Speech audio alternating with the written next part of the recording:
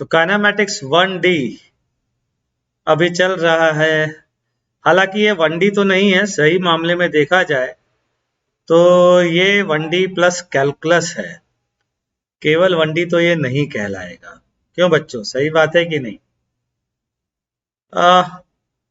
क्योंकि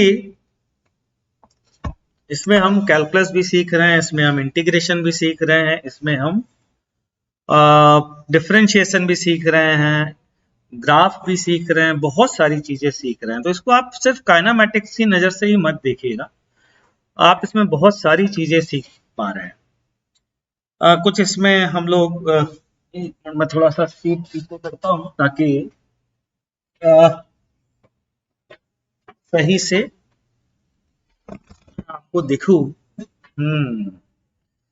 hello everyone.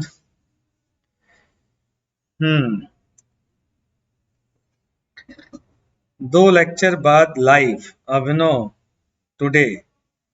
Okay, बढ़ते हैं आगे।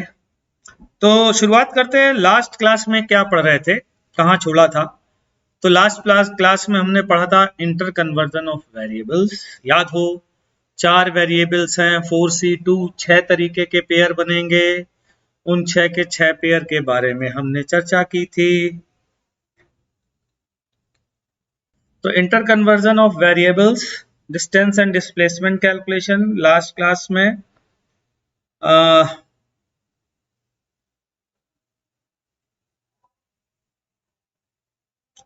नूबी ट्री एजुकेशन, मेरा मानना यह है कि सर के नोट्स का कोई फायदा नहीं है, बल्कि मैं तो सपोर्ट भी नहीं करता हूं कि मैं अपने नोट्स आपको दूं। कोई फायदा नहीं होगा। अगर आपको अच्छे से करना है ना तो आपको खुद के नोट्स बनाने पड़ेंगे, वरना कोई फायदा नहीं है उन नोट्स का। तो distance and displacement calculation, last class में हम डिस्टेंस एंड डिस्प्लेसमेंट कैलकुलेशन में थे।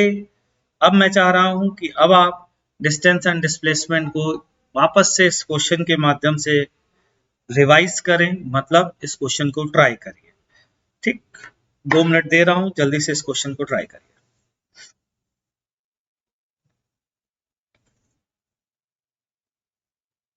तो बच्चों, a particle moves along x axis and its position changes with time t as x equals to 60 square minus 2t. Then find the distance and displacement of the particle over an interval of time of 5 seconds from start. क्या method बताया था, याद दिलाता हूं। सबसे पहले बच्चों वो पॉइंट निकालिए जहां वेलोसिटी 0 हो, तो उसके लिए वेलोसिटी निकालनी पड़ेगी। चलिए वेलोसिटी निकालते हैं। वेलोसिटी क्या होती है, dx by dt। डिफरेंशिएट करेंगे तो क्या आ जाएगा बच्चों, 12t माइनस 2 बराबर बोलो 0। चलो t की वैल्यू बोलो कितनी आ रही है, डिफरेंशिएशन सही है कि नहीं है, बिल्कुल सही है। तो t की वैल्यू यहां से आ रही है 1/6, यानी कि केवल एक जगह वेलोसिटी 0 होगी, और वो जगह कौन सी है, t बराबर 1/6। तो t बराबर 1, तो क्या हम लोग करेंगे डिस्टेंस के लिए, x एट t बराबर 0 माइनस x एट t बराबर 1/6 का difference, plus x at t बराबर 1/6 माइनस x एट t बराबर क्या बोलो 5, इसका डिफरेंस। ठीक है, चलिए t बराबर 0 डालेंगे तो 0 आएगा, माइनस एक्स टी बराबर 1/6 डालते हैं, देखते हैं क्या आता है। माइनस को प्लस कर देते हैं क्योंकि मॉड लेना है हम लोगों को। तो ये कितना आएगा, 6 इंटू 1/6 का स्क्वायर माइनस 2 इंटू 1/6। ठीक है बच्चों, ये mod plus x at t by 6, फिर से 6 इंटू 1/6 का square minus 2 into 1/6 minus x at 5, तो कितना आ गया 6 इंटू 25। ठीक है बच्चों, माइनस की जगह प्लस आ जाएगा और 2 5 में 10 आ जाएगा इसका मॉड।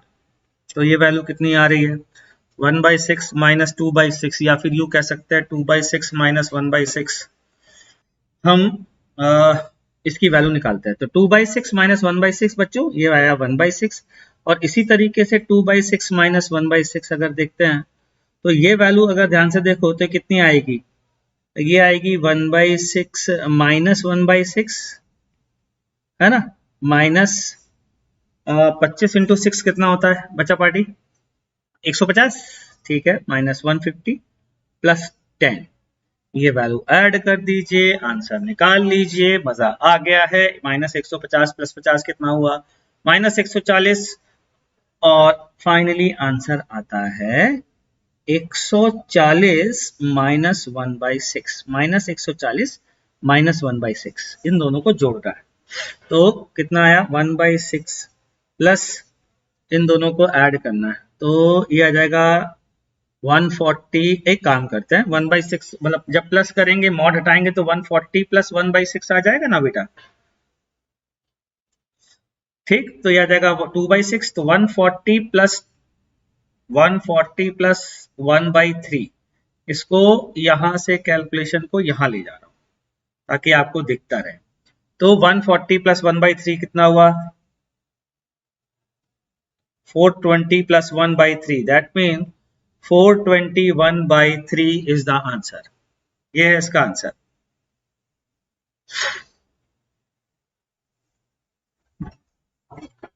फोर 421/6। हाँ देख लीजिए, किसी को कोई डाउट आ रहा है बच्चों तो पूछ लीजिए। 421/3 इज द आंसर, बिल्कुल सही बात है। किसी का आ गया था क्या ये आंसर बच्चों?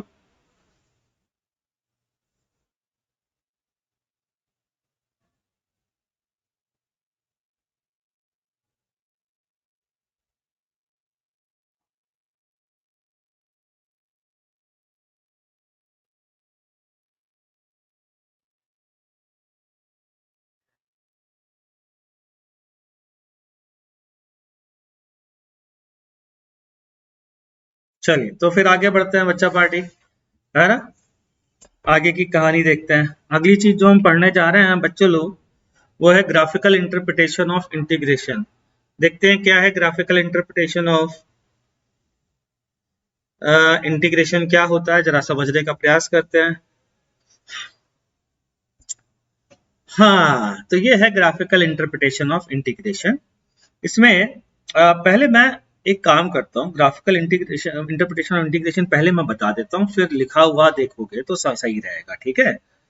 तो बच्चों मान लीजिए ये कोई ग्राफ है फंक्शन का, और फंक्शन है y as a function of x, y as a function of x, y as a function of x।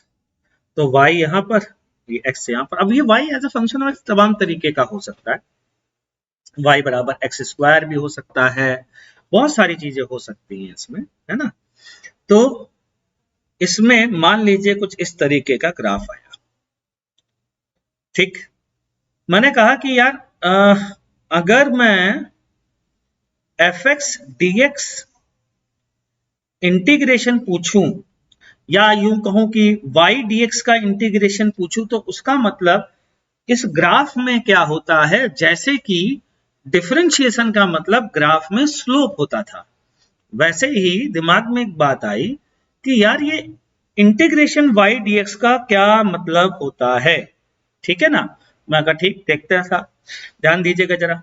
y किसी भी पॉइंट पर जाइए तो उसका y कोऑर्डिनेट ये हाइट होगी बच्चों, ये हाइट y कोऑर्डिनेट होगी कि नहीं होगी, तो ये हाइट हो गई y कोऑर्डिनेट, ये लीजिए साहब, इनटू dx, इनटू dx। तो मैंने कहा कहां का dx, अरे कि y fx का, मतलब उस पॉइंट पर आसपास dx, तो मैंने उस पॉइंट के आसपास dx, तो ये हो गया कि कितना छोटा, कि याद करो वो पहली वाली क्लास डिफरेंशिएशन की, उतना छोटा। तो ये है dx बच्चों, और ये है y। तो क्या मैं कह सकता हूं ये छोटा सा एरिया जो ऐसे ऐसे हैच किया हुआ है dA, इसको अगर मैं लिखूं तो क्या ये y dx देगा बच्चों? और अगर मैं इसको इंटीग्रेशन कर दूं से x1 से x2, तो क्या कह सकता हूं इस तरीके के सारे एरिया का समेशन होगा x1 से लेकर के x2 तक, जितनी स्ट्रिप आएंगी सबका समेशन आ जाएगा इस इंटीग्रेशन से। That means this area is equal to integral fx dx x1 से x2। एक और इंटरेस्टिंग बात बताता हूं, और इंटरेस्टिंग बात यह है बच्चों, ध्यान रखिएगा, x1 से x2 fx dx की जगह याद रखिएगा इंटीग्रल x1 से x2 फंक्शन, या फिर y कोऑर्डिनेट, या physical quantity on y axis into D of physical quantity on x axis. फिर से बोल रहा हूं, जब भी ऐसा इंटीग्रेशन हो कि physical quantity on y axis यहां लिखी हो और डी ऑफ जो एलिमेंट छोटा है वो physical quantity of physical quantity represented by x axis हो, तब ये एरिया कौन सा, area bounded by the curve on x axis पर एरिया। ठीक, समझ में आ गई बात। नितिन ने पूछा सर समेशन और इंटीग्रेशन में क्या फर्क है।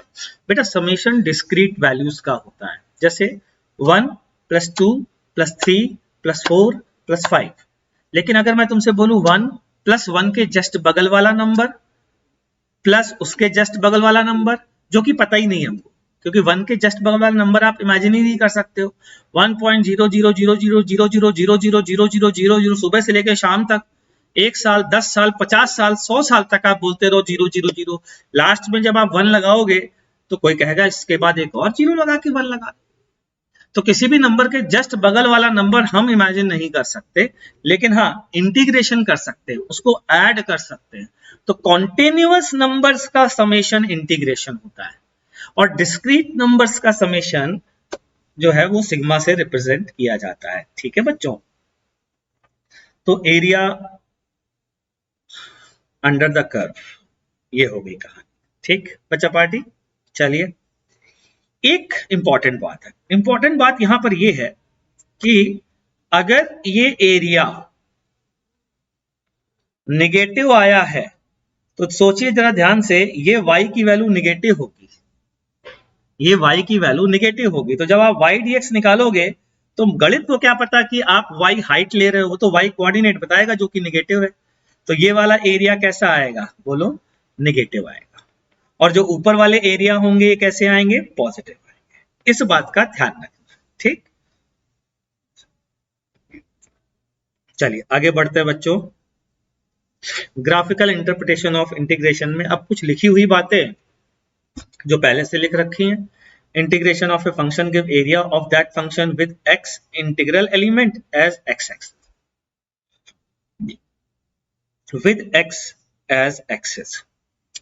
Area of the function also includes sin plus and minus, a2 negative a1 positive। तो अगर मैं इंटीग्रल y dx x1 से x2 ले जाऊंगा तो ये a1 plus a2 के बराबर बच्चों नहीं आएगा, ये a1 minus a2 के बराबर। तो सर किसी ने कहा मुझे a1 plus a2 ही चाहिए, तो अपन क्या बोलेंगे पता है, मान लीजिए ये है x1, मान क्या लीजिए ये x1 है भाई, है ना, एक मिनट, हाँ मान ये है x1, ये है x2, चलिए इसको मान लेते हैं xm। ऐसे केस में क्या कहेंगे बच्चों, एरिया अंडर कर्व नहीं समझे। ओके, एरिया अंडर कर्व का मतलब है कोई भी कर्व एक्स एक्सिस पर, वो कर्व एक्स एक्सिस पर, उस पर कोई 2 पॉइंट ले लीजिए उस कर्व के, एक्स एक्सिस पे परपेंडिकुलर डालिए, ये area, this is called area bounded by the curve on x axis. तो समझ में आ गई बात बेटा आपकी, ठीक है, ये एरिया की बात चल रही है। ठीक, अब मैं क्या कह रहा था, किसी ने कहा मुझे तो a1 plus a2 निकालना है, तो बच्चे आप समझदार हैं, x1 से xm y dx निकाल लीजिए प्लस xm से x2 y dx का मॉड उसमें जोड़ दीजिए, तो या यूं कहें कि सारे मॉड आपस में जोड़ देंगे तो a1 plus a2 आएगा। अगर आप डायरेक्ट निकाल रहे हैं बच्चों, x1 से x2 डायरेक्ट निकालना है, तो ऑटोमेटिकली जो आएगा वो a1 minus a2 आएगा। ध्यान रखिएगा a1 plus a2 नहीं आएगा, ये इंपॉर्टेंट बात है। क्या ये बात समझ में आ गई बच्चा पार्टी आपको? क्या बात बताई थी, ये बताया था कि जब हम लोग इंटीग्रल y dx जब करेंगे, जब इंटीग्रल y dx लिखेंगे और जब नीचे वाला y, भाई y है क्या चीज, y तो कोऑर्डिनेट है बेटा।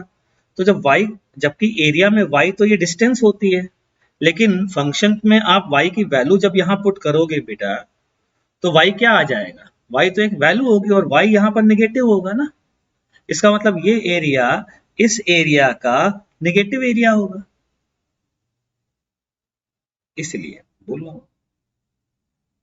ठीक है जी, चलिए आगे बढ़ते हैं। तो ये कहानी में कोई और डाउट हो बच्चों तो पूछो। चलिए ठीक है, हम आगे बढ़ते हैं बच्चों। इस क्वेश्चन को ट्राई करिए। फाइंड,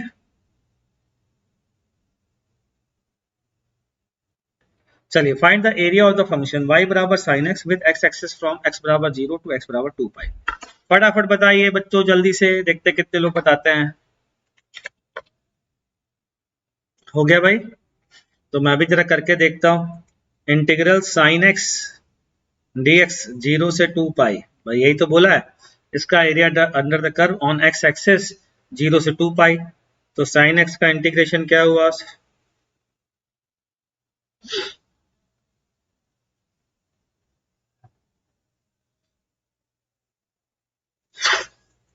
साइन एक्स का इंटीग्रेशन हुआ कॉस एक्स 0 से 2 पाई, तो माइनस कॉस एक्स, सॉरी।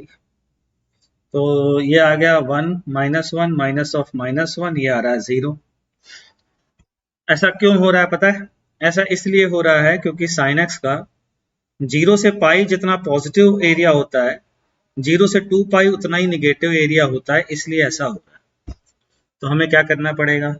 हमें 0 से पाई का इंटीग्रेशन निकाल करके डबल कर दें तो भी तो काम बन जाएगा। ये हुई ना बात। तो एरिया होगा double of minus cos x 0 से पाई।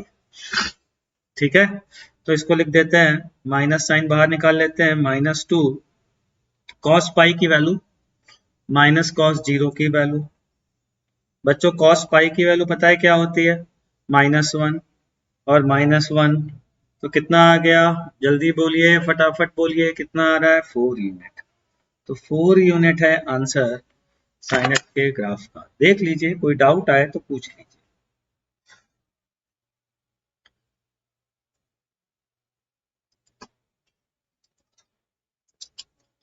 नितिन 4 होगा। दो, एक लूप का एरिया होगा 0 से पाई तक का, तो पाई से 2 पाई का उसमें ऐड करेंगे तो फिर वो 4 आ जाएगा।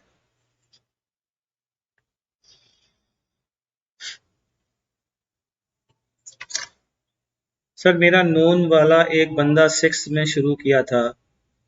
अब 6 में क्या 5 से शुरू कर सकते हो यार, पैदा होते ही शुरू भी कर सकते हो।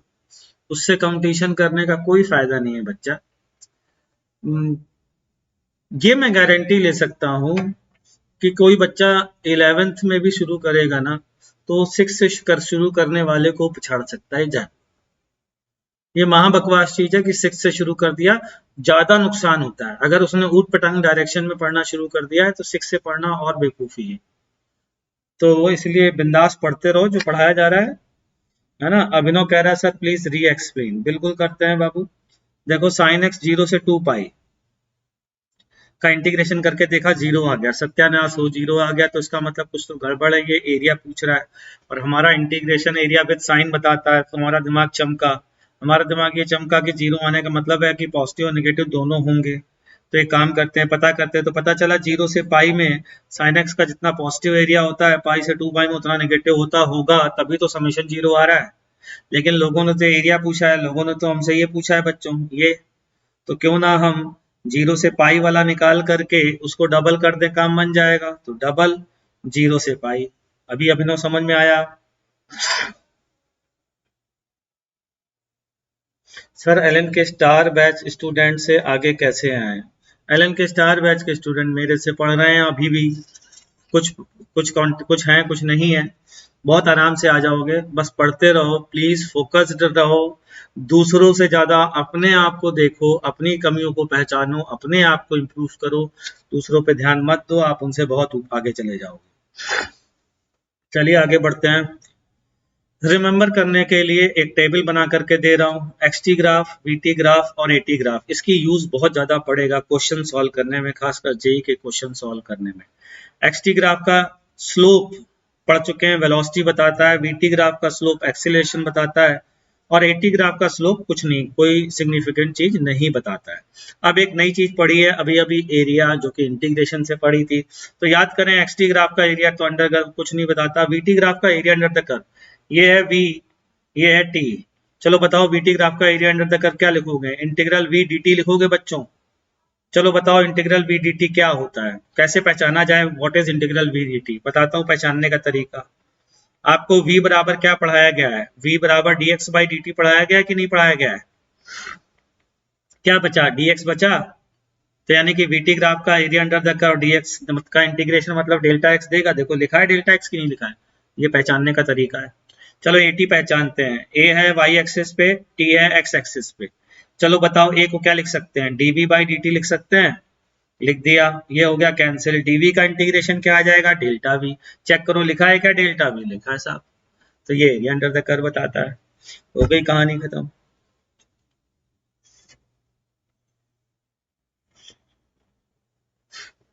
चलो जी आगे बढ़े, क्वेश्चन वोश्चन हो जाए जरा, थोड़ा सा कुछ क्वेश्चन करने का मन है तो करिए जरा, शुरू हो जाइए। क्वेश्चन आपके सामने है,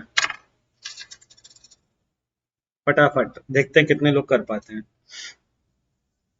करिए करिए करिए फटाफट करिए। Find x coordinate of the particle at T बराबर 10 सेकेंड। मान लीजिए मैं अभी ग्राफ भूल जाओ, ठीक है, मुझसे पूछा गया एक्स कोऑर्डिनेट बताइए टी बराबर 10 सेकेंड पर, टी बराबर 0 पे एक्स बराबर 5 है। तो t बराबर 0 पर x बराबर 5 है बच्चों, तो t बराबर 10 पर पूछा गया है x कितना होगा। तो अगर मुझे किसी तरीके से ये पूरी डिस्प्लेसमेंट पता चल जाए तो x बता दूंगा कि नहीं। ग्राफ किसका दिया है? वेलोसिटी टाइम का। याद करिए अभी भी थोड़ी देर पहले पढ़ा है, वेलोसिटी टाइम का एरिया अंडर द कर्व क्या देता है? डिस्प्लेसमेंट जो हमें चाहिए। कहाँ तक का एरिया? 10 सेकेंड तक का एरिया। जरा बताइए तो सही 10 सेकेंड तक का एरिया क्या होगा बच्चों? तो 10 सेकेंड तक का एरिया ये होगा गुरुजी। ये एरिया कितना है? ये है हाफ। हमने ट्राइंगल का एरिया पढ़ा है। क्या पढ़ा है बच्चों? ट्राइंगल का एरिया बताइए। Half into base into height, यही पढ़ा है बच्चों। कितना आ गया? एरिया 50 आ गया। ये होगा एक्स, ये डिस्प्लेसमेंट है, ध्यान रख लेना भाई। 5 पर तो तुम पहले ही थे और 50 है तुम्हारा डिस्प्लेसमेंट, तो पहुंचे कहाँ पर? 55 पे पहुंचे ना यार। तो ये बराबर होगा x final minus x initial के। यहाँ से एक्स फाइनल की वैल्यू आती है कितनी? 55 मीटर। शाबाश बच्चों, बहुत बढ़िया, बहुत ही बढ़िया, बहुत ही शानदार। किसी को डाउट हो तो पूछिए, वेट कर रहा हूं।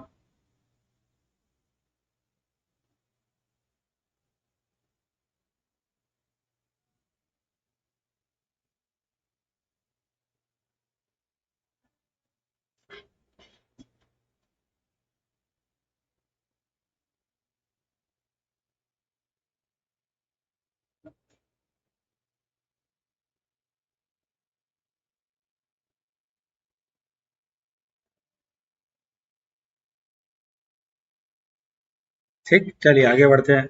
अगला क्वेश्चन ट्राई करिए जल्दी से फटाफट। फाइंड द टाइम, सेम है, सब कुछ सेम है। इसका b part, find the time when particle reaches initial point again. देखते हैं कौन दिमाग का तेज बच्चा है यहाँ पर। चैलेंज है, करके दिखाओ।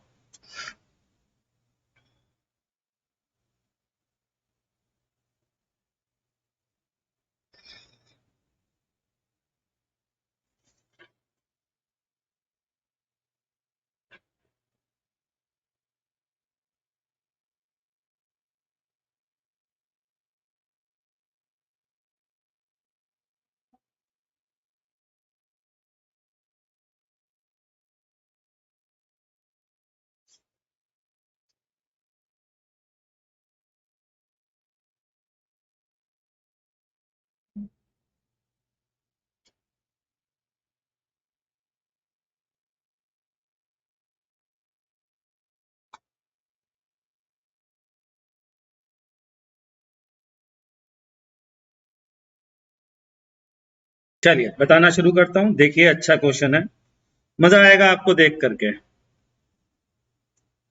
बच्चों आपको ये तो बताया नहीं गया है कि ये ग्राफ कहाँ तक गया है, ये तो नहीं बताया गया है। ठीक, तो अगर आप चाहते हो कोई पार्टिकल जहां से चला है वहीं पहुंच जाए, तो बताइए बच्चों उसका डिस्प्लेसमेंट टोटल कितना होना चाहिए? 0 होना चाहिए। क्लियर? अच्छा, वेलोसिटी टाइम ग्राफ का एरिया अंडर द कर्व अगर t1 से t2, t बराबर 0 से t तक मैं निकालूं तो डिस्प्लेसमेंट देता है। अब हमें डिस्प्लेसमेंट 0 चाहिए, यानी कि एरिया अंडर द कर्व जो विद साइन वाला एरिया अंडर द कर्व होता है वो 0 चाहिए। यहाँ पर पॉजिटिव एरिया A1 है और मान लेते हैं ये घटना टी समय पर घटती है, ये है वो टी टाइम। तो मैं क्या कह सकता हूँ, जितना पॉजिटिव एरिया अगर उतना ही निगेटिव हो गया, A1 और A2 बराबर हो गए, तो टोटल डिस्प्लेसमेंट 0 हो जाएगा बच्चों। क्लियर? बस हो गया काम अपना।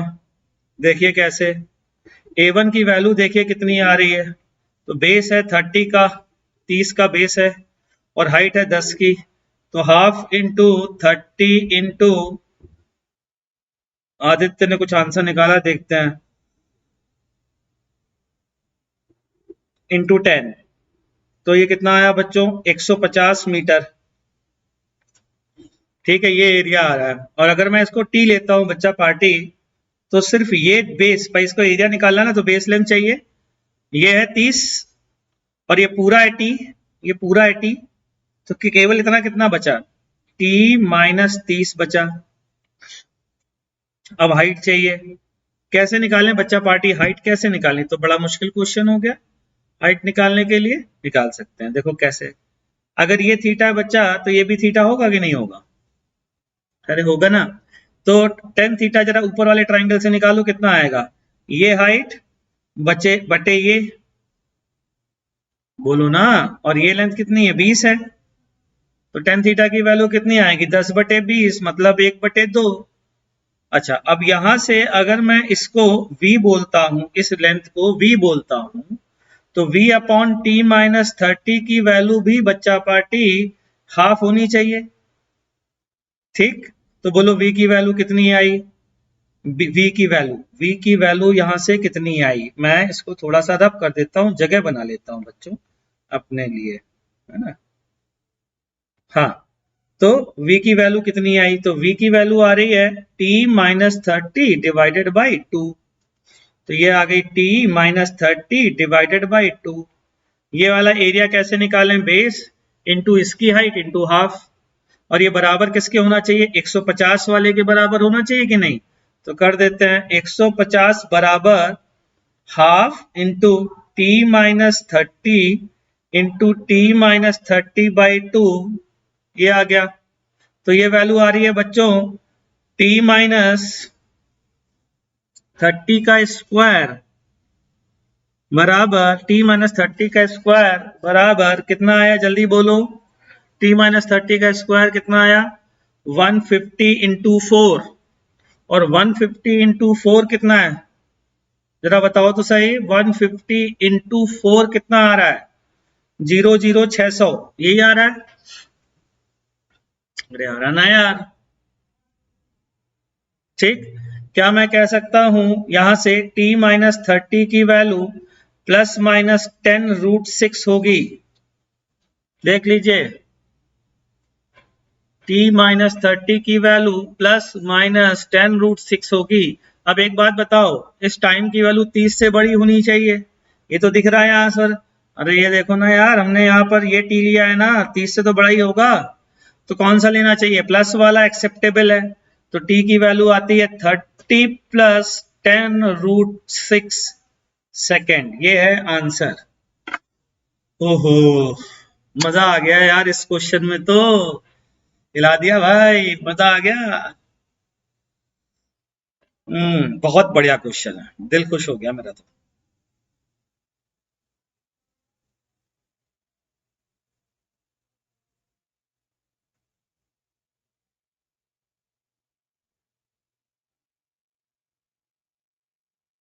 देख लीजिए, कोई डाउट आए तो पूछिए।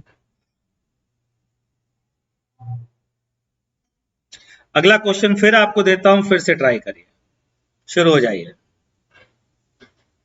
पूरी प्रैक्टिस जो पढ़ा है अभी तक, सबकी प्रैक्टिस, जो टेबल बनाई थी ना, उसकी पूरी प्रैक्टिस करवा रहा हूं।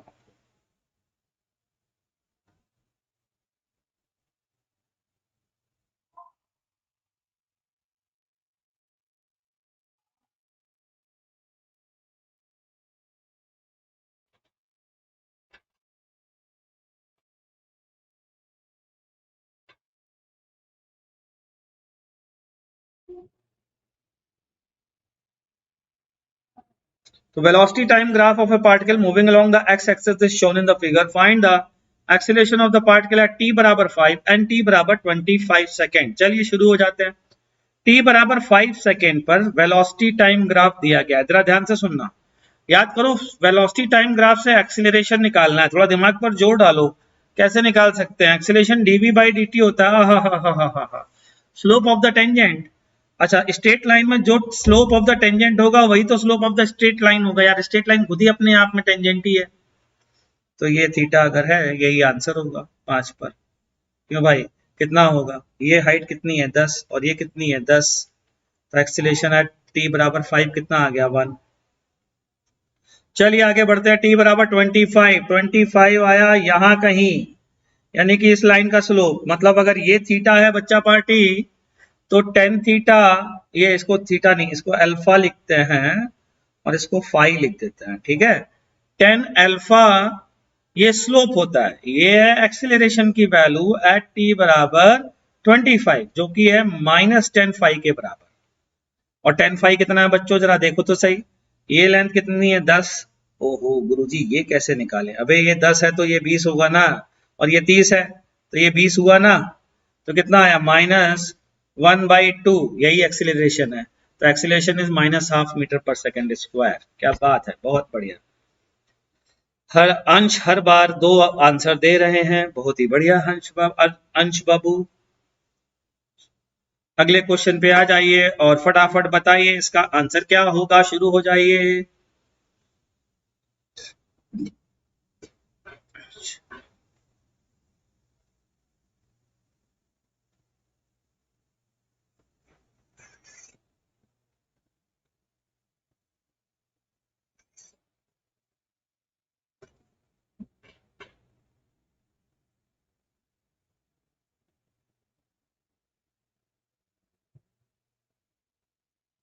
ठीक है भाई, find the average acceleration of the particle from t बराबर 5 टू t बराबर 25 सेकेंड। अब t बराबर 5 से t बराबर एवरेज एक्सीलरेशन, थोड़ा दिमाग पे जोर डालते हैं। a बराबर delta b by delta T. अरे याद आ गया, गुरुजी ने पढ़ाया था, एवरेज वैल्यू जो है वो सीकेंड का स्लोप होती है। ओ हो। तो t बराबर 5 पर और t बराबर 25 पर अगर हम स्लोप देखें तो ई स्लोप आता है ए ऐसा। ये पूछ रहा है भैया, नेगेटिव तो होगा ही कंफर्म है, तो इसको मान लेते हैं अल्फा, ये अल्फा है। तो एक्सीलरेशन एवरेज एक्सीलरेशन होगा -10 अल्फा। चलिए हम निकालें, तो निकाले कैसे भाई? बहुत मुश्किल है ये तो। देखिए कैसे निकालते हैं, ध्यान से सुनिएगा। इसको निकालने का तरीका, सबसे पहले वैल्यू निकालिए। वैल्यू कौन सी निकालें गुरुजी? वैल्यू निकालिए उन पॉइंट पर जिन पॉइंट पर आपको एवरेज एक्सीलरेशन जिन दो पॉइंट के बीच में देखना है, ठीक है। वैल्यू निकालते हैं। देखो बच्चों, इस लाइन का स्लोप कितना है? 45 है, 45 है, 1 है, स्लोप तो 1 है। इसका मतलब देखो ध्यान से सुना, यूनिटरी मेथड पढ़ा है। ये 10 तो ये भी 10, तो अगर ये 5 तो हाइट भी तो 5 होगी, तो ये वैल्यू आ गई 5, ये वैल्यू, ये हाइट आ गई 5। क्लियर? यहां तक समझ में आ गया? टेन थीटा से कर लो। अच्छा अब यहां पर आ जाओ, ये वाला फाई एंगल था। अच्छा टेन फाई की वैल्यू क्या आई थी बच्चा पार्टी? टेन फाई की वैल्यू आई थी हाफ, याद आया? टेन फाई की वैल्यू हाफ आई थी भाई। अच्छा अब यहां खड़े हो जाओ, कहां पर? 25 पर। तो 25 पर ये हाइट, ये डिस्टेंस कितनी होगी बेटा? ये 5, और ये हाइट हमें पता नहीं, मान लेते हैं y। तो क्या लिखें? y/5, y/5 ये हाफ के बराबर होगा, तो y की वैल्यू कितनी आ रही है? 5/2। अरे बोलो ना बाबू, आ रही है कि नहीं? अब इन दोनों को जोड़ दीजिए, ए ऐसे जोड़ दीजिए, और इसका स्लोप निकालने के लिए ये वाली हाइट डिवाइडेड बाय ये वाला बेस, ये 10 अल्फा एवरेज के बराबर होगा। तो -5 - 5/2 मतलब 5/2 डिवाइडेड बाय, बोलो बच्चा पार्टी, 25 में से 5 गया 20। हा क्या बात है। तो ये कितना आया? -1/8 मीटर पर सेकेंड स्क्वायर। देख लीजिए, कोई डाउट है तो पूछिए।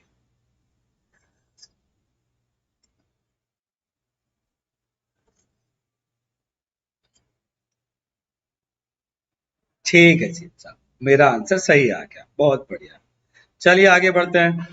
अब हम पढ़ने जा रहे हैं graph of motion with constant acceleration. बच्चों अब बड़ा इंपॉर्टेंट सा पार्ट आने वाला है। यहाँ पर बहुत लोग टाइम फिस हो जाते हैं। क्यों टाइम फिस हो जाते हैं मुझे नहीं पता क्यों हो जाते हैं, लेकिन हो जाते हैं ग्राफ में। तो अब ग्राफ ऑफ, अभी तक हम क्या पढ़ रहे थे, ध्यान से सुनना। जो 4 क्वेश्चन किए हैं, चारों क्वेश्चन में था क्या? ये चारों क्वेश्चन थे, आपको ग्राफ दिया गया था, याद करिए, और आप उससे इंफॉर्मेशन निकाल रहे थे, ये कर रहे थे। लेकिन ऐसा जरूरी नहीं है हमेशा ऐसा हो। ग्राफ आपको इंफॉर्मेशन दी जाए और आपसे कहा जाए ग्राफ ड्रॉ करिए, एक तो ये हो सकता है, ठीक। एक और हो सकता है, ग्राफ दिया है, ग्राफ ड्रॉ करिए, मतलब अरे मतलब वीटी दिया है, एक्सटी और एटी ड्रॉ करिए। एटी दिया है, वीटी ड्रॉ करिए। तो 2 चीजें पढ़नी बाकी है, एक चीज पढ़ चुकी है। टोटल 3 चीजें होती हैं। पहली चीज, ग्राफ दिया है, इंफॉर्मेशन पूछी गई है। दूसरी चीज, इंफॉर्मेशन दी गई है, ग्राफ पूछा गया है। और तीसरी चीज, ग्राफ ही दिया गया है, ग्राफ ही पूछा गया है। तो ये एक चीज हो चुकी है, बाकी की 2 चीजें हम पढ़ने जा रहे हैं विद कांस्टेंट एक्सीलरेशन, जो आपके सिलेबस में है। चलिए जी साहब शुरू करते हैं। तो ध्यान दीजिएगा, अगर एक्सीलरेशन ग्रेटर देन 0 है, ठीक है, और कांस्टेंट भी है, तो बच्चों इसका ग्राफ कैसा होगा? बहुत सिंपल सी बात है, ऐसा होगा। लेकिन जरूरी थोड़ी ना ऐसा हो, कुछ भी हो सकता है। कि मतलब, अरे मतलब मेरा कहने का ये है कि ऐसा ऐसा ऐसा ऐसा ऐसा ऐसा कुछ भी हो सकता है। डिपेंड्स कि कितने टाइम के लिए दिया गया है ना भाई। कांस्टेंट का मतलब तो यही हुआ, क्लियर। अच्छा, अब बात करते हैं कि अगर ऐसा है, एक मिनट रुकना जरा, मुझे कितने पेज दिए गए, मैं जरा ये पेजेस देख लूं, उसके बाद फिर मैं शुरू करूंगा बच्चों। ठीक है, बढ़िया बढ़िया बढ़िया बढ़िया, अच्छे पेज दिए गए। तो मैं यही घबरा रहा था कि ऐसा ना हो पेज कम पड़ गए हैं। ठीक है, सफिशिएंट पेज दिए गए। तो ध्यान से सुनिएगा। तो एक्सीलरेशन पॉजिटिव। अब आते हैं, बात करते हैं वेलोसिटी। चलिए बताइए वेलोसिटी टाइम क्या क्या हो सकता है, मैं बताता हूं। वेलोसिटी टाइम ग्राफ, याद से ध्यान से सुनना। एक्सीलरेशन वेलोसिटी टाइम ग्राफ का स्लोप होता है। एक्सीलरेशन dv by dt होता है, यानी कि slope of VT, slope of VT. Acceleration लेकिन क्या लिया गया है? पॉजिटिव। तो स्लोप ऑफ वीटी ग्राफ कैसा होना चाहिए? पॉजिटिव। तो वो सारी लाइंस जिनका स्लोप पॉजिटिव होगा, पॉजिटिव कांस्टेंट एक्सीलरेशन को रिप्रेजेंट करेंगे। ये लीजिए, these are all possible graphs. Sir ये कैसे? अरे डिपेंड करता ना यार कि t बराबर गिवन टाइम पर वेलोसिटी क्या थी, स्टार्टिंग पॉइंट इस बात पे डिपेंड करेगा कि कहां से शुरू हो रहा है। तो नेगेटिव भी हो सकती कि हो सकती, पॉजिटिव हो सकती कि हो सकती, ठीक। ध्यान से सुनना मेरी बात। अब बात करते हैं, लेकिन गुरुजी अब इनमें से कौन सी होगी ये कैसे कह सकते हैं? मैंने बोला ना यार, it all depends on the given condition, condition देखनी पड़ेगी। चलिए एक्सटी ग्राफ पर आते हैं। बच्चों जरा ध्यान से सुनना जरा। क्या मैं कह सकता हूं a बराबर d2x बाई dt2 होता है? और किसी भी फंक्शन का डबल डेरिवेटिव क्या बताता था? याद करो जरा, किसी भी फंक्शन का डबल डेरिवेटिव क्या बताता था? क्या बताता था? थोड़ी कोशिश करो। हाँ याद आया, कर्वेचर, कर्वेचर। अच्छा थोड़ा सा और ध्यान दीजिए, d2x बाई dt2 कर्वेचर तो बताता था, लेकिन अगर कर्वेचर पॉजिटिव आया, डबल डेरिवेटिव पॉजिटिव आया, तो कॉनकेव अपवर्ड ग्राफ आएगा कि नहीं आएगा? कॉनकेव अपवर्ड आएगा कि नहीं आएगा?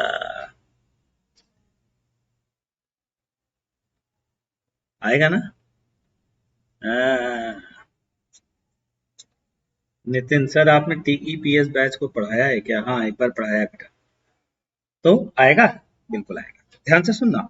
तो इसका मतलब एक्सटी ग्राफ क्या होगा? एक्सटी ग्राफ ऐसा हो सकता है, ऐसा हो सकता है, केवल ऐसा भी तो हो सकता है, ये भी तो कॉनकेव अपवर्ड ही है। अरे ऐसा भी तो हो सकता है, इसको हटा दो, ये कट कर दो। केवल इतना होगा तो भी तो कॉनकेव अपवर्ड है। ऐसा भी हो सकता है ना? केवल ऐसे स्टार्ट भी हो सकता है, यू केवल। लेकिन हाँ, ये कंफर्म है कि चाहे जैसे स्टार्ट हो, होगा कॉनकेव अपवर्ड। अब इनमें से कौन सा होगा, ये समझने के लिए थोड़ा और ध्यान से और कंसंट्रेशन से सुनिएगा। बहुत मजेदार बात आपके सामने आने वाली है, ध्यान दीजिएगा। हाँ, तो जरा ध्यान से सुनना। होगा क्या बच्चों कि कौन पहली बात तो कांस्टेंट एक्सीलरेशन पर जो इक्वेशन आती है वो आती है x बराबर ut plus half A T square. ये आती है कि नहीं आती है? चलो बताओ, टाइम में x के साथ ये कैसी इक्वेशन है? क्या कि क्वाड्रेटिक इक्वेशन है? जिन्होंने क्वाड्रेटिक पढ़ा है, क्वाड्रेटिक इक्वेशन है, तो क्या रिप्रेजेंट करेगी? एक्सटी ग्राफ क्या रिप्रेजेंट करेगा? पैराबोला। ये जानकारी रख लीजिए। बाकी जिन्होंने कभी नहीं पढ़ा है वो घबराए नहीं, ये नाम याद कर लें कि पैराबोलिक ग्राफ हो। ठीक है, तो जो एक्सटी ग्राफ बताया गया है वो पैराबोला। बच्चों, अब ये पैराबोला तीन तरीके से हो सकता है। मतलब सर, मतलब तीन तरीकों की सिचुएशन में पॉसिबल है। ये आपको पकड़ना पड़ेगा कि कौन सी सिचुएशन की सर बात कर रहे हैं।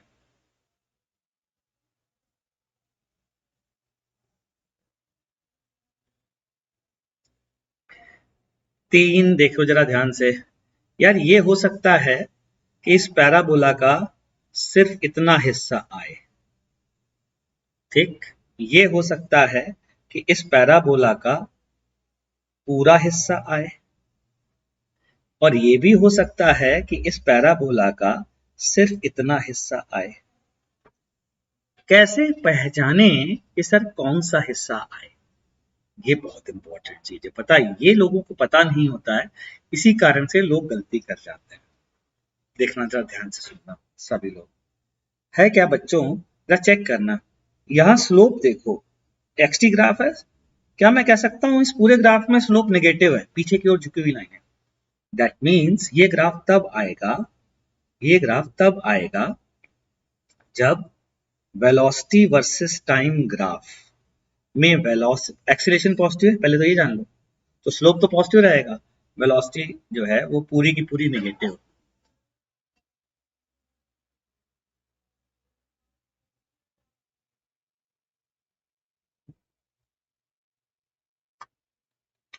ठीक, अच्छा चलिए इसमें आइए। इसमें क्या स्लोप नेगेटिव है? क्या स्लोप जीरो है कि है? क्या स्लोप पॉजिटिव मौजूद की है कि इसके करस्पॉन्डिंग वेलोसिटी टाइम ग्राफ कैसा होगा? पॉजिटिव स्लोप वाला। कोटा में मिलने का तरीका कुछ नहीं है बेटा। आप बिल्डिंग में आ जाइए अन अकेडमी टॉवर पे, और सीधा बोल दीजिए मुझे एमबी सर से मिलना है, बात करनी। आराम से आप मिल सकते हैं, आपको कोई नहीं रोकेगा। ठीक है ना? तो देखो जरा, वेलोसिटी निगेटिव भी होनी चाहिए, जीरो भी होनी चाहिए, पॉजिटिव होनी चाहिए। क्यों?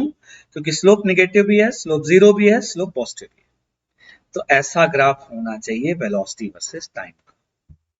जरा यहाँ आओ, यहाँ पर देखो पॉजिटिव स्लोप। अच्छा, आगे भी पॉजिटिव, इधर भी पॉजिटिव। इसका मतलब इस एक्सटी ग्राफ से पता चल रहा है कि वेलोसिटी लगातार पॉजिटिव है। दैट मीन्स इसके करस्पॉन्डिंग जो वेलोसिटी टाइम का ग्राफ होगा बच्चों, वो लगातार पॉजिटिव होना चाहिए। बस हो गया। कोई अगर velocity time graph x axis के ऊपर है तो ये वाला हिस्सा आएगा, एक्स एक्सिस के नीचे है तो ये वाला हिस्सा आएगा, नीचे भी है ऊपर भी है तो पूरा हिस्सा आएगा। इतना सा याद करता, जिससे खटाखट खटाखट खटाखट खटाखट क्वेश्चन हो जाएंगे। ठीक है बच्चों, तो हो जाए फिर एक क्वेश्चन। चलिए साहब देखिए क्या है क्वेश्चन। इस क्वेश्चन को जरा ध्यान से देखिएगा। पहले एक क्वेश्चन बाद में देखते हैं। एक काम करते हैं, ए लेस देन जीरो का, ए लेस देन जीरो अगर कांस्टेंट है, इसका ग्राफ अब आप बताइए। ठीक है ना? देख, आप सारी बातें खुद से एक्सप्लेन करिए अपनी कॉपी में। मैं 2 मिनट का समय दे रहा हूं, उसके बाद फिर मैं बताऊंगा, फिर क्वेश्चन पूछूंगा जल्दी से।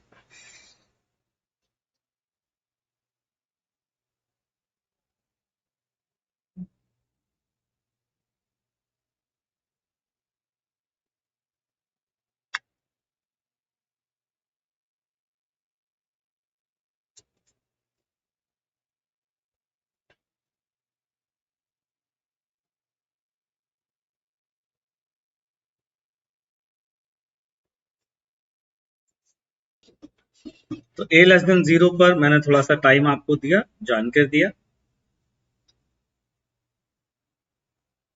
vt ग्राफ बता दिया, और xt ग्राफ का क्या अभिनव बच्चा ये जो कॉन्केव अपवर्ड और कॉन्केव डाउनवर्ड की बात चल रही है, ये xt ग्राफ तो है बच्चा, xt, ये xt तो है, इसी को देख कर तो vt समझे ना हमको, ठीक है। हाँ चलिए आगे बढ़ते हैं। एक्सीलेशन नेगेटिव है तो क्या होगा, पहले तो एक्सीलेशन का ग्राफ टाइम एक्सिस के नीचे होगा, ये हो सकता है, ये हो सकता है, ये हो सकता है, ये हो सकता है, ये हो सकता है, ये हो सकता है, ये हो सकता है, ठीक है। अच्छा वीटी ग्राफ कैसा होगा, वीटी ग्राफ होगा वी टी नेगेटिव स्लोप वाली लाइन, ये हो सकती है, ये हो सकती है, ये हो सकती है, ये हो सकती है, ये हो सकती है, ये हो सकती है, ये हो सकती है, ये हो सकती है। कि एक्सटी ग्राफ क्या हो सकता है, कि एक्सटी ग्राफ कॉन्केव डाउनवर्ड होगा, तो ये हो सकता है, केवल ये हो सकता है, केवल ये हो सकता है, पूरा हो सकता है, कुछ भी हो सकता है। ये कैसे डिसाइड करें बच्चों कौन सा होगा, अब सोचिए आप, देखिए बताता हूं, याद करिए। अगर एक्सटी ग्राफ ये है, मान लीजिए इतना है एक्सटी ग्राफ, सिर्फ इतना, तो स्लोप देखिए पॉजिटिव की नेगेटिव, स्लोप देखिए पॉजिटिव की नेगेटिव, स्लोप है पॉजिटिव, चेक करिए स्लोप कैसा है, ये डिलीट कैसे हो गया यार, हाँ ये पहुंच गया, स्लोप कैसा है पॉजिटिव। अब बच्चों स्लोप अगर पॉजिटिव है और एक्सीलेशन नेगेटिव का केस ले रहे हैं, स्लोप पॉजिटिव का मतलब वेलोसिटी पॉजिटिव, तो केवल वेलोसिटी का वो वाला हिस्सा जो टाइम के ऊपर है वो होगा, तो ये ग्राफ आएगा, मतलब ये। अगर किसी ने कहा नहीं नहीं नहीं नहीं केवल ये आया, तो हम कहेंगे स्लोप देखिए, स्लोप देखिए, स्लोप देखिए, स्लोप कैसा है नेगेटिव, नेगेटिव तो वेलोसिटी टाइम ग्राफ, पहली बात तो एक्सीलेशन लेस देन 0 होने के कारण नेगेटिव स्लोप की होगी, वो तो कंफर्म है। अब वैल्यू भी नेगेटिव होगी, मतलब इधर होगी। किसी ने कहा अच्छा नहीं नहीं नहीं नहीं पूरा ग्राफ कब आएगा, मैं कहता तब आएगा जब वेलोसिटी पॉजिटिव नेगेटिव 0 तीनों, तो भी कहानी खत्म। ये मैंने अपने पीछे ड्रॉ कर दिया, इसलिए इसको अलग से ड्रॉ कर देता हूँ दोनों ग्राफ को बच्चों, देखिए जरा ध्यान से। अगर velocity time graph position time graph पूरा कंप्लीट होगा, ऐसा पूरा कंप्लीट, कॉन्केव डाउनवर्ड क्यों होगा ये तो पता ही है आपको, क्योंकि एक्सेलरेशन जो है वो नेगेटिव है, तो वेलोसिटी टाइम ग्राफ कैसा होगा, ऐसा होगा with negative slope, positive velocity होगी, नेगेटिव भी होगी, जीरो भी होगी, क्यों, क्योंकि यहाँ पर स्लोप पॉजिटिव भी है, नेगेटिव भी है, जीरो भी है, और एक्सटी ग्राफ का स्लोप क्या बताता है कि वेलोसिटी बताता है, ठीक हो गया।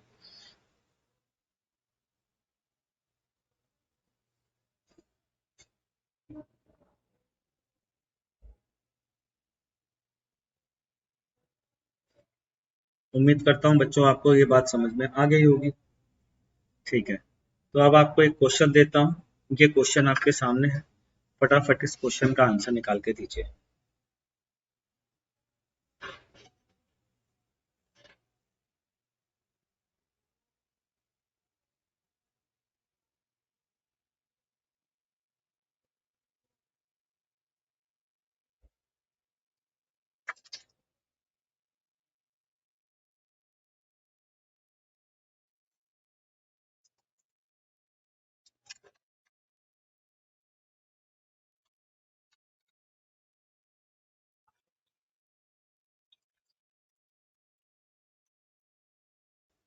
चलिए खैर अब देखते हैं। A particle is projected in the upward direction with velocity 30 meter per second from the ground से draw an AT VT XT graph assuming upward direction as positive and point of projection as the origin। सबसे पहली बात, किस direction को positive माना है, upward को, तो चलिए शुरू हो जाइए। u इनिशियल वेलोसिटी +30 लेंगे या -30, +30। चलिए बताइए एक्सीलरेशन की वैल्यू -10 या +10, कि -10 की, क्यों -10, क्योंकि एक्सीलरेशन का डायरेक्शन डाउनवर्ड होता है। Point of projection as origin, यानी कि कहां से स्टार्ट कर रहा है, ओरिजिन से स्टार्ट कर रहा है ग्राफ के, ठीक है। ग्राफ ड्रॉ करते हैं, एटी ग्राफ बच्चों, बहुत सिंपल, नेगेटिव -10। चलिए हम आगे बढ़ते हैं बच्चों। अच्छा ये है एटी ग्राफ, चलिए अब आते हैं वीटी में। तो सबसे पहली बात ये बताइए ए कांस्टेंट है कि नहीं है, ए कांस्टेंट है या नहीं है, ए कांस्टेंट है। अगर ये कांस्टेंट है तो क्या वेलोसिटी टाइम ग्राफ का स्लोप चेंज हो सकता है, कहीं पर भी, कहीं पर भी नहीं हो सकता। नहीं हो सकता, और नहीं हो सकता तो क्या होगा, प्लस या माइनस? मैंने कहा एक्सीलरेशन पर डिपेंड करता है। What is acceleration? कि नेगेटिव। ओके, तो नेगेटिव एक्सीलरेशन पता चल गया, तो स्लोप नेगेटिव होगा वेलोसिटी टाइम का। ठीक है, कहां से शुरू हो रहा है सर? इनिशियल वेलोसिटी +30, तो +30 पे मार्क कर लिया। चलिए, एक आपने ग्राउंड से +30 से अगर फेंका है तो कितने समय बाद पार्टिकल वापस आ जाएगा? 1D के क्वेश्चन याद करिए, 6 सेकेंड बाद वापस आ जाएगा, और वेलोसिटी यहां पर टकराने के जस्ट पहले -30 होगी बच्चा की नहीं होगी? हाँ, +30 और 6 सेकेंड बाद लला -30 होगी। ठीक है, चलिए, तो ये +30 से स्टार्ट, नेगेटिव स्लोप होना चाहिए कांस्टेंट, और कहां तक जाएगा? -30। ये लीजिए साहब, -30। ठीक है, और ये t बराबर 3 सेकेंड पर होगा। कि क्यों होगा सोचिए खुद से। हाईएस्ट पॉइंट पर मतलब वेलोसिटी कितनी हो जाती है? 0, तो ये हाईएस्ट पॉइंट के करस्पॉन्डिंग पॉइंट है, और t बराबर -30 का मतलब जस्ट ये टकराने वाला है 6 सेकेंड पर। ठीक, अब देखिए जरा ग्राफ कैसा है। ग्राफ में वेलोसिटी पॉजिटिव भी है, ग्राफ में वेलोसिटी नेगेटिव भी है, सब कुछ है। तो चलिए पोजीशन टाइम ग्राफ ओरिजिन से स्टार्ट करना है। पहली बात, एक्सीलरेशन नेगेटिव, कॉन्केव डाउनवर्ड या अपवर्ड? Concave downward. कहां से स्टार्ट होना है? पोजीशन से। 3 तरीके के ग्राफ पॉसिबल हैं। ऐसा पॉसिबल है, ऐसा पॉसिबल है, ऐसा पॉसिबल है, 0 से स्टार्ट हो, ऐसा पॉसिबल है नेगेटिव स्लोप से स्टार्ट हो, सो कुछ भी हो सकता है गुरुजी। बिल्कुल सही बात है। तो क्या देखें, गुरुजी ने आपको बताया क्या देखें ऐसे केस में?